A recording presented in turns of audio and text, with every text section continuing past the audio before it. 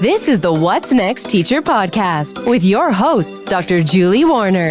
Here you'll hear from former teachers who have left the classroom for thriving careers in and outside of education to help you picture yourself on the other side and land the job of your dreams. If you're feeling confused about what to do next, stuck, or fearful about paying the bills, What's Next Teacher has your back. Now here's your host, Dr. Julie Warner.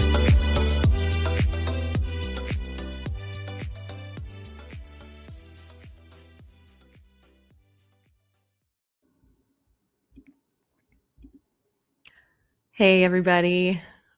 So lately I've been getting questions about how to survive if you're feeling stuck and you're really trying to get another job outside of the classroom. You've been on the job market, maybe you're getting rejection after rejection, or you're planning to start your job search in a couple months or over the summer, and you have the rest of the semester to go, whatever it might be. It can be really difficult when you're ready to leave and your mindset is focused on leaving and you're stuck. And typically, if you're leaving, it's probably because you're in a toxic situation or you're burning out. These are the two most common reasons I hear for teachers wanting to leave the classroom. So, how can you survive if you're in a toxic situation or if you are being overworked and you're burning out? I wanted to talk about boundaries because I think this is a really misunderstood topic and concept, and it's in the parlance, but people don't really know what it means. And I think the closest thing I've heard to this concept being applied in the workplace is this idea of quiet quitting, but I haven't really heard anybody make the explicit connection there. So I wanted to do that as well. But this is crucial for teachers. If you're being worked to the bone, you're worked way beyond your capacity, which is super, super common, you are burning out or you're bound to burn out. And I personally think this is a big reason that teachers do leave on average after 3 years, because you really can't do what you're being asked to do with that level of personal engagement for years on end without it taking a toll on you. I remember when I was in the classroom, I would get to school before 7 a.m., well before 7 a.m. If you told me I had to get up now at 6:30 a.m., let alone arriving at work, I would tell you to have several seats. But I would arrive well before 7 a.m. and I'd teach all day. And, you're on your feet and you got those eyes in the back of your head, and that hypervigilance that you have takes a huge toll on your energy. It zaps you, and you're talking and you're talking and you're talking and you're doing a lot of complex thinking. I think people that aren't in the education space don't understand how much complexity goes into evaluating all these different learners in your classroom and understanding what their individual needs are and teaching for all of these folks. It's incredibly draining. And then I'd have a different extracurricular activity to sponsor or supervise after school. I was the step team coach, and that came with a ton of drama, teen girls. I started a Big Brothers, Big Sisters club. I started a leadership development club. And I was running a tutoring group in my room after school. And that took a lot of work too, not just showing up and prepping the tutoring sessions and such, but I had to secure buses to run because I realized that kids weren't coming for extra help or tutoring because if they missed the bus, they didn't have a way to get home. And a big reason that a big incentive for kids to stay and attend the tutoring sessions would be if they could get a meal. And so we were a Title I school, and there was a funding line in the budget for food if you offered tutoring. So I was making sure my kids who needed it had that extra meal in the afternoon before they went home, in case they're going home to an empty refrigerator. And all of that kind of stuff, all those extra things we do that are coming out of the love in our hearts, right? That is really consuming. And I mention this because I think we don't think about it. I think we just think that's what we're supposed to do. We're here to take care of these kids on some level, but it is extremely draining to have to put your heart out there in that way day after day. And when you see these kids so often, they don't have the kind of home life that is healthy and supportive, or, there's just extreme poverty in the home, whatever it might be, that is incredibly draining for the teacher to think about day after day, because we do care. And so, on top of all of that, we've got to grade papers and create lesson plans. And now that's eating into your free time. You're probably taking that home because you don't have time to do it during the day, and you don't have time to do it during your extracurriculars you're running or whatever duties you've been assigned. That's eating into your free time, your time to relax, your time to decompress. So yeah, you're going to burn out. So that's why I wanted to talk about boundaries today. And like I said, this is a topic people find confusing, but I hope that I'll be able to shed some light on this, especially in the context of self-preservation when you're teaching today.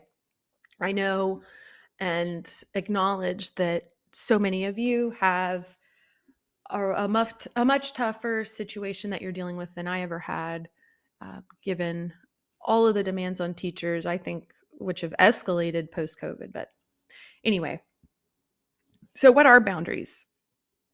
Licensed clinical social worker Sharon Martin says, and I love Sharon Martin, get on her newsletter if you are into this kind of work, but she says, a boundary is an imaginary line that separates me from you.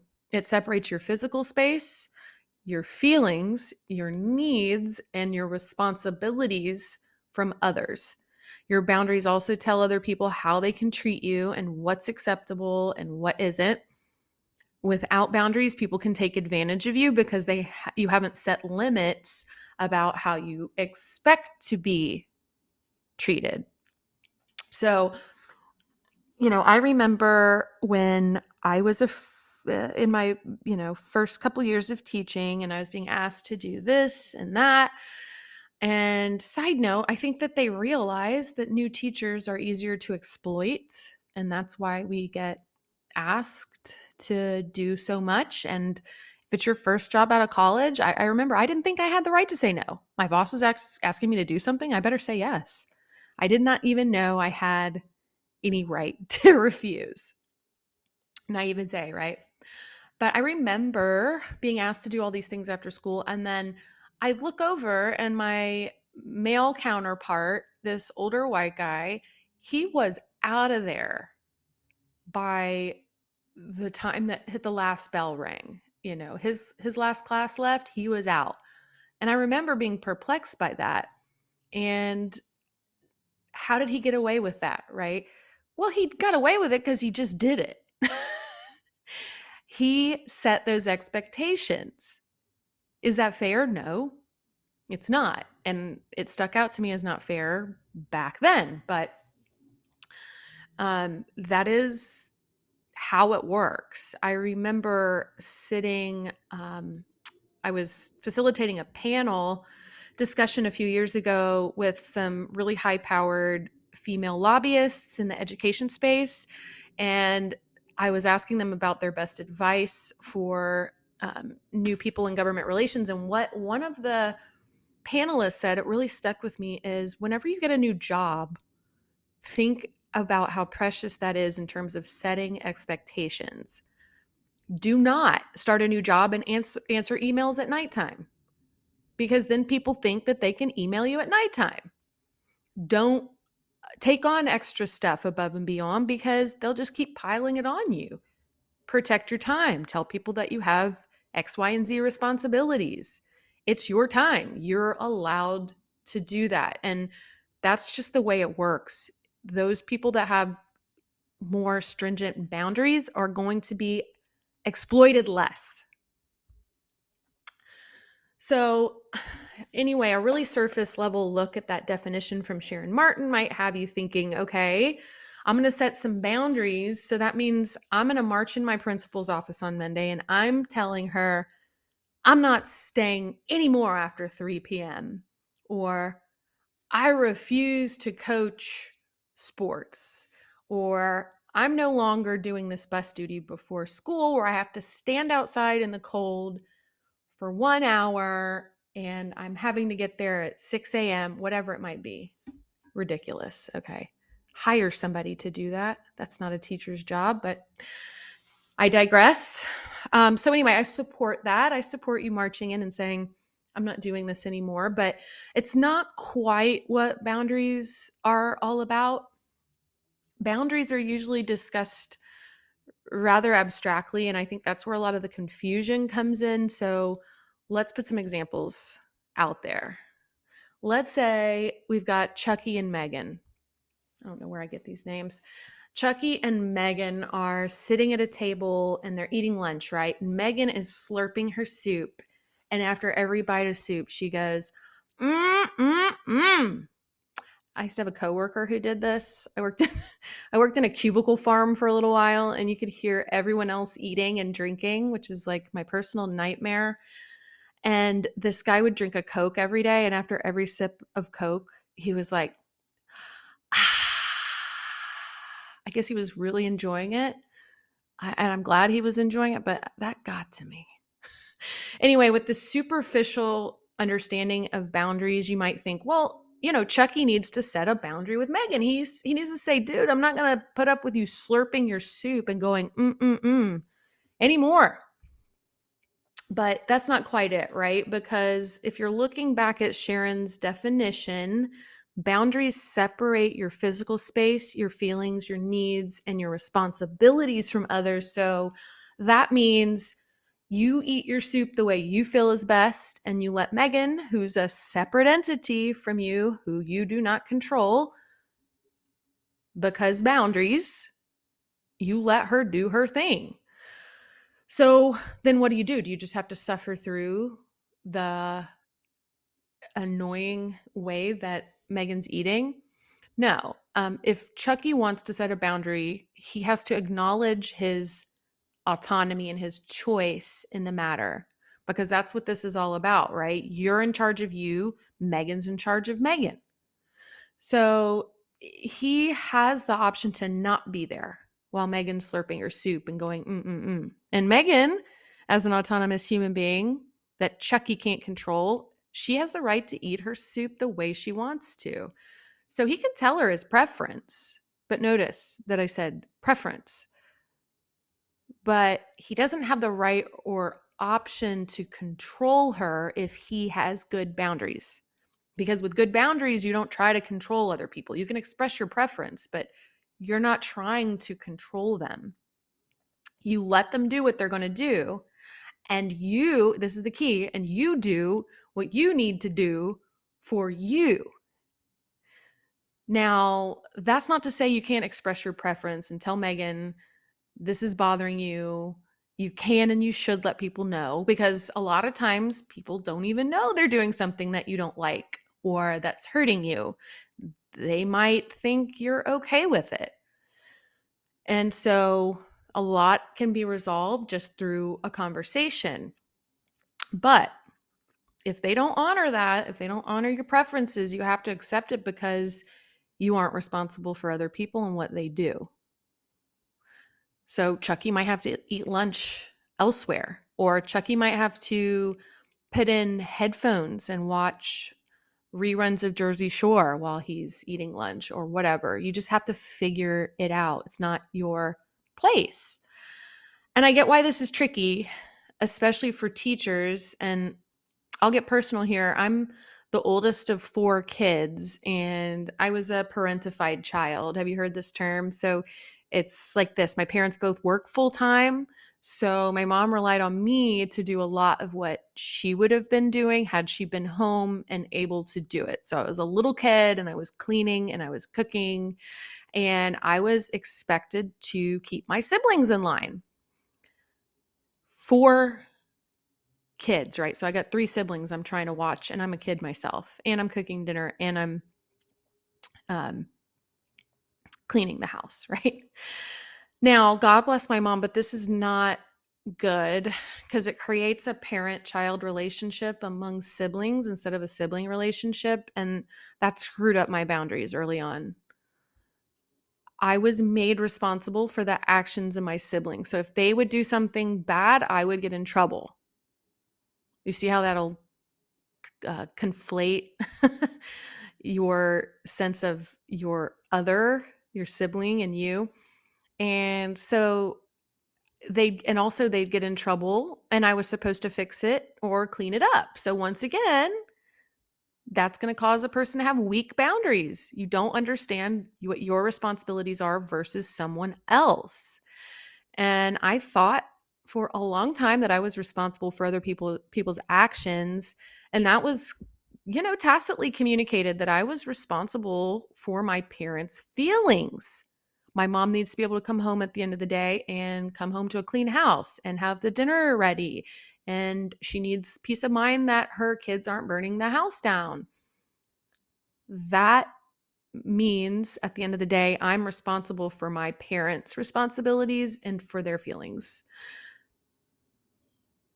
Siblings do something they're not supposed to do. Mom will say, I'm stressed out, I'm overworked, I'm tired. How could you let this happen?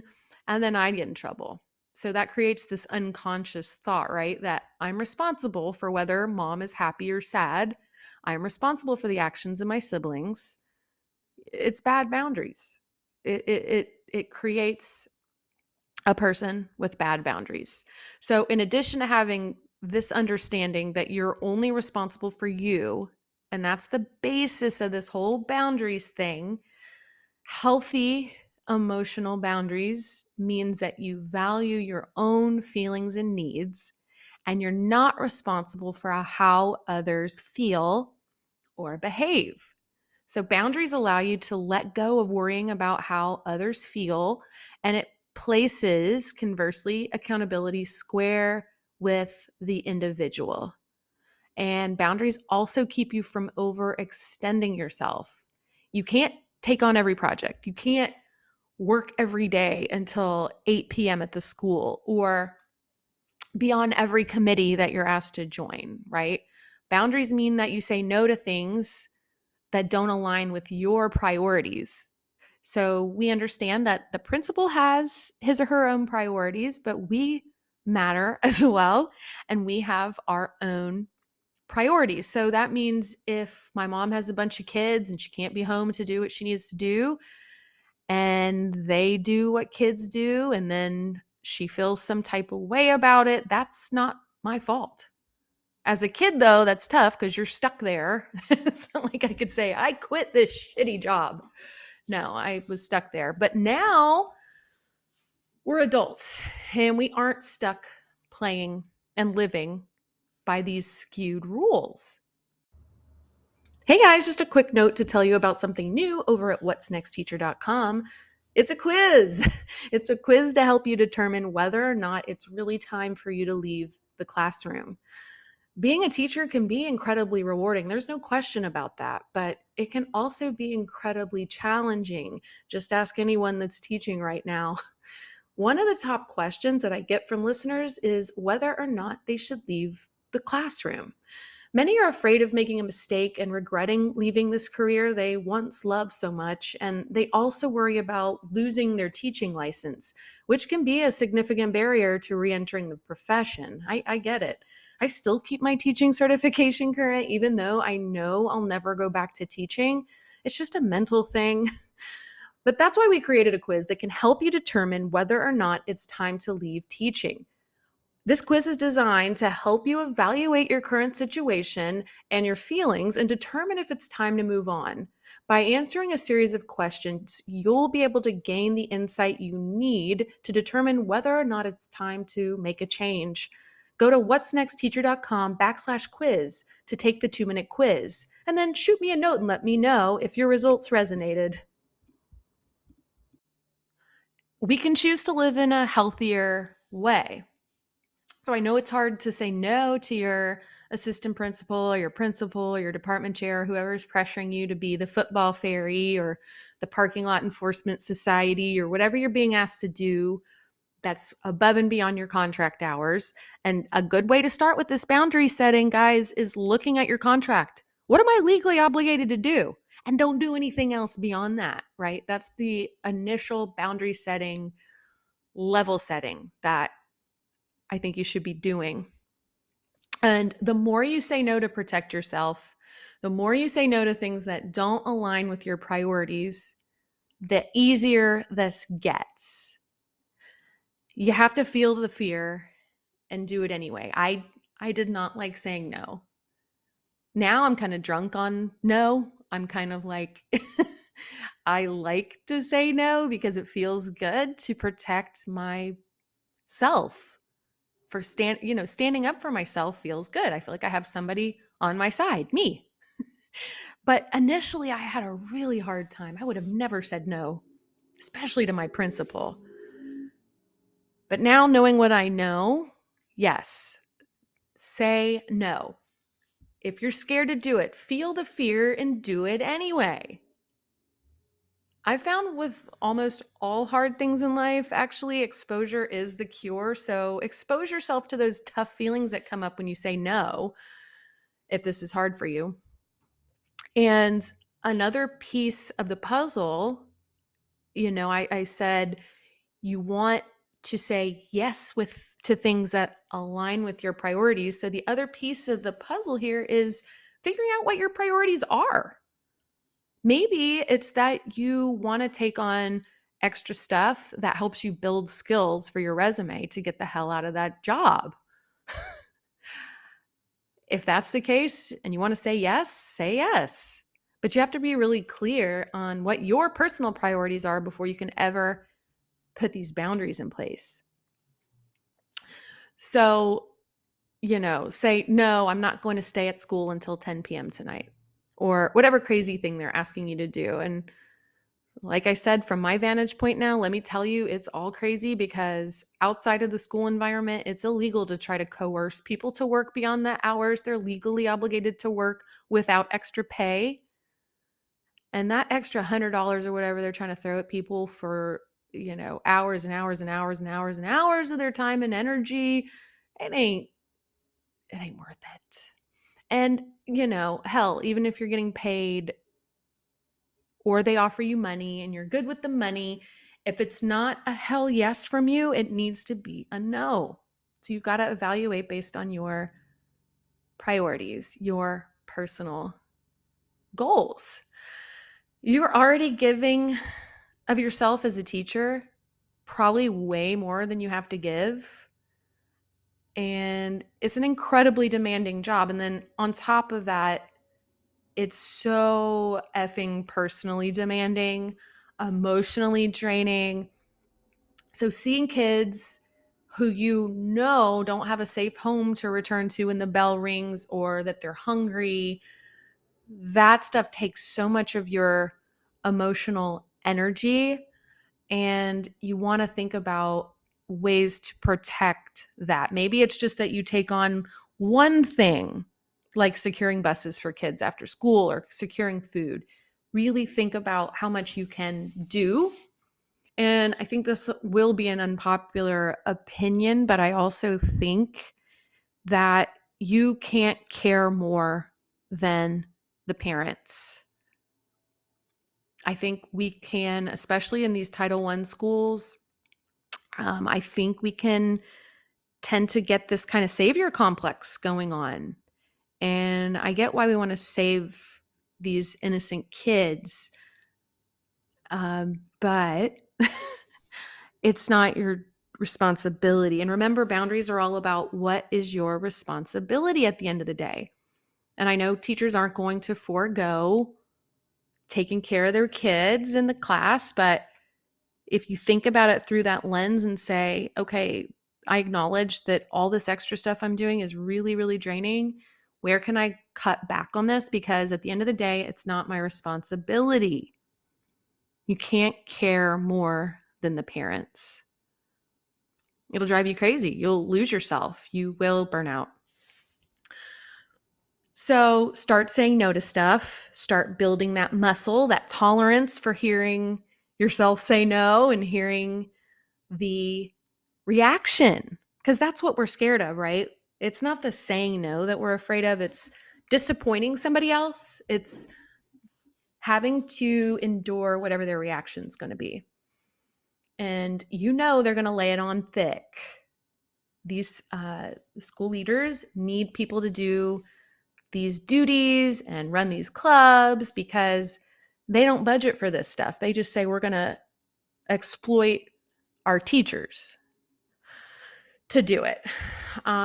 So they have a lot of pressure to fill those spots. So they're going to lay it on thick, and that. And they've used these pressure tactics working on teachers because they're used to these pressure tactics working on teachers because most of us are fixers and savers, and we want things to be good for kids. And so a lot of us these pressure tactics work on us. And a lot of us are in our first jobs out of college and we don't know any better. We don't know that we can say no. And they know that. Trust me, they know that. They're not asking veteran teachers to do tons of grunt work. When you think about it that way, I hope that gives you some kind of buoyancy and some kind of resolve to say, wait a minute, I don't have to do all this stuff. And I get why we don't want to ruffle feathers. We don't want to disappoint people, but you're the only one responsible for you. And I hope that can sink in. That means you have to protect your safety and your sanity. I want to complain about what I'm hearing about what's being done to teachers in a lot of these districts. But at the end of the day, our responsibility, a teacher's responsibility is to protect their own safety and sanity.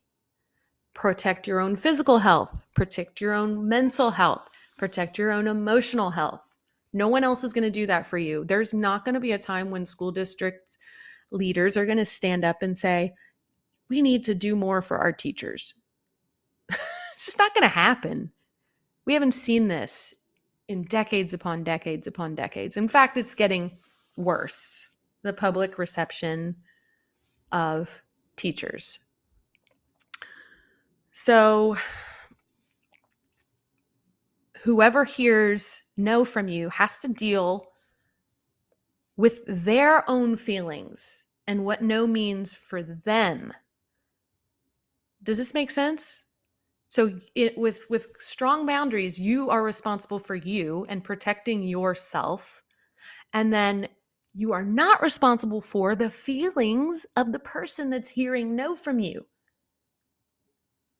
They're responsible for their own feelings. And they're responsible for filling those gaps when you say no. Not you. Not your responsibility. Maybe it means they need to find somebody else. Not your problem. Honestly, guys, make something up if you have to as training wheels until you build this muscle.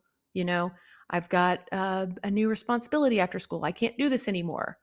Oh, what is it? It's personal. Something like that. Not their business. So what does this look like in teaching elsewhere? Beyond just saying no to all of these extra demands on our time? Well, answering emails. Maybe it's that you only answer emails during the school day and you have an out of office message that parents get, everybody gets, your school leaders get at 3:00. Thank you for emailing. It is beyond my working hours at this time. I will respond to you within 48 hours. Because if you don't set those expectations, like I was saying at the top of this episode, you do need to state your preferences to begin with. You have to put that stuff out there. That's step one. And then the boundary is just, hey, this is how it is. This is what I'm doing. This is what I'm not doing. And you just don't do it, or you do it. Bringing work home. I would say just don't do it. Don't do it. Do what you can do at school. If you have to cut back and you're not doing things at the level that you used to be doing them, well, we have to acknowledge, I believe, that we do not have to take things home and do it on our own time. I personally set up different systems, a lot of reciprocal grading where kids are grading each other's work, a lot of self-assessment. I would do a lot of metacognitive things where I would have the kids say, like, this is where I'm thinking about, like, my understanding at this time. And I could do a lot of informal assessment that way. And so I wasn't taking a ton of stuff home because I didn't have a ton of stuff. And then I would grade tests while I was walking around during the test. So there are systems that you can put into place to help you uphold these boundaries. It just takes a little bit of strategy. You'll probably have to take, a week where you do a little bit of stock taking and say, like, where can I cut back? What is giving me the most bang for my buck? That's what you want to focus on, and not do all of this other stuff that you think you should do and burn out. Talking to parents who are verbally abusive. I would simply hang up the phone. I didn't, when I was teaching, I listened to the parents. I thought I had to listen to it. And I would tell the principal this happened and she didn't care. And I used to think that that was the principal's responsibility. And knowing what I know now, it wasn't. It would have been nice if she would have stood up for her teachers instead of letting parents talk like that. I mean, it was some abusive stuff that I used to get. And it was my responsibility. I should have said, "Excuse me, sir, I won't be talked to that way. You'll need to reach out to the principal with your concerns because you're being verbally abusive." And I would have hung up the call. Knowing what I know now, I did not have to take abuse from someone. I could have walked away. It wasn't even in the job description to listen to parents throw temper tantrums, right? So if boundaries aren't improving your situation because, like in the earlier example, Megan's still slurping her soup, or your school might keep being toxic or keep asking you to do way more than is reasonable. So like Chucky, you have the option to stay or you can leave. You can say, this is toxic, this isn't for me, and leave. Whether that's changing schools or changing careers altogether, boundaries also mean that you don't stay and put yourself in damaging situations.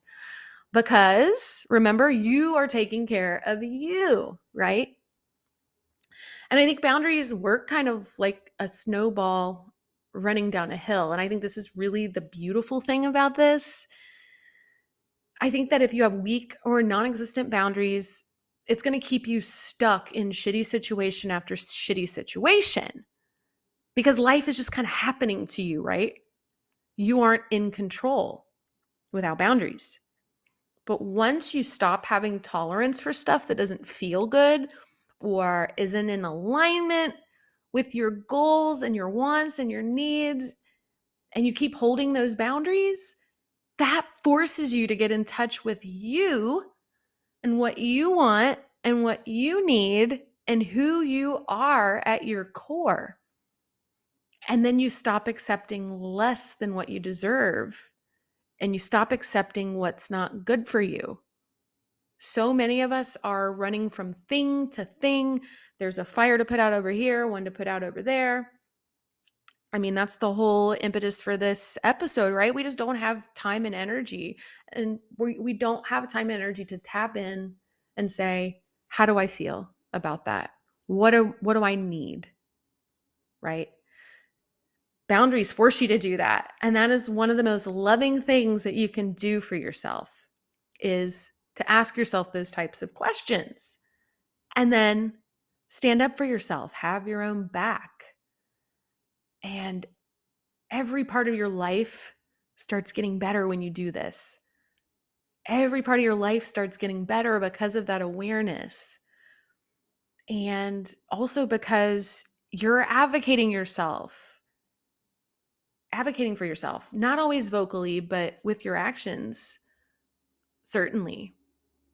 And that feels really good. It feels good to know that you've got your own back. It feels good to know that you have agency.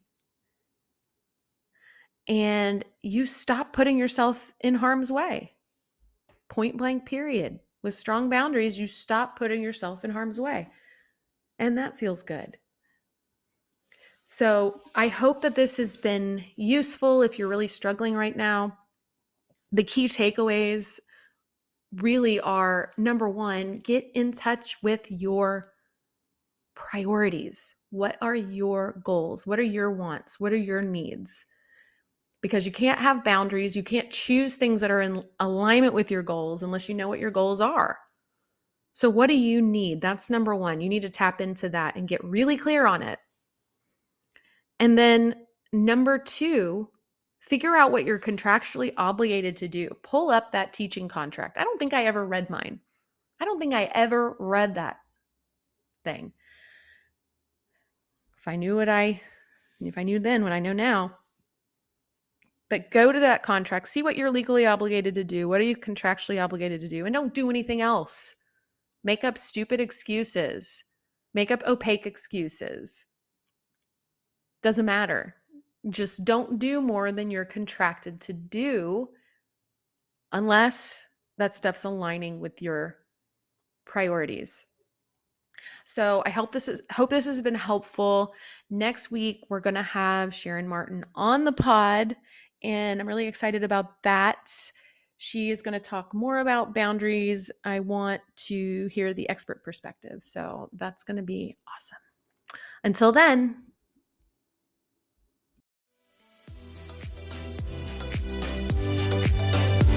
Thanks for listening. If you enjoyed this episode and you'd like to help support the podcast, please share it with others, post about it on social media, or leave a rating and review. To catch all the latest from Julie, check out whatsnextteacher.com or follow up on social media at What's Next Teacher across all platforms. Thanks again, and see you next time.